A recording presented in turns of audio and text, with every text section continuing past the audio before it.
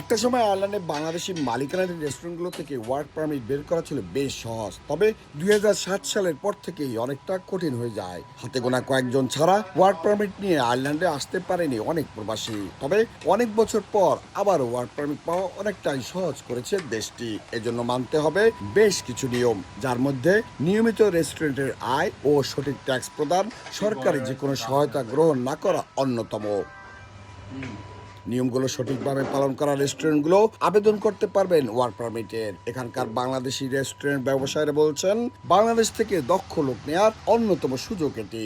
যদি সবাই নিয়মিত ট্যাক্স দেয় তাহলে বাংলাদেশ থেকে অনেক লোক আসতে পারে আয়ারল্যান্ডে। বাংলাদেশ থেকে এখন লোক আনার মতো গভর্নমেন্ট ওয়ার্ক পারমিট দেয় যদি আপনি ট্যাক্স পরিশোধ করেন এবং সরকারি কোনো সহায়তা না নেন। এই জিনিসগুলো ফলো করলেই আপনারা লোকজন নিয়ে আসতে পারবেন।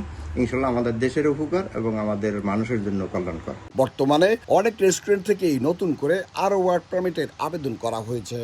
একটি সময় ছিল ওয়ার্ক পারমিট পাওয়া অনেক কঠিন ছিল, কিন্তু বর্তমানে আইরিশ সরকার অনেকটাই শিথিল হয়েছে, যার পরিপ্রেক্ষিতে অনেক বাংলাদেশি ইতিমধ্যে এসেছেন আয়ারল্যান্ডে ওয়ার্ক পারমিটে। কারণ তারা নিয়মিত ট্যাক্স দিচ্ছেন। যেসব রেস্টুরেন্টগুলোতে নিয়মিত ট্যাক্স দেয় তারাই বেশিরভাগ ওয়ার্ক পারমিট পেয়ে থাকেন। তাই সুযোগ লোকানার এখনই বাংলাদেশ থেকে আয়ারল্যান্ডে, এতে করে আয়ারল্যান্ডের অর্থনীতিও যেমন হবে শক্তিশালী, পাশাপাশি বাংলাদেশের অর্থনীতি হবে আরও শক্তিশালী। সৈয়দ জুয়েল, সময় সংবাদ, আয়ারল্যান্ড।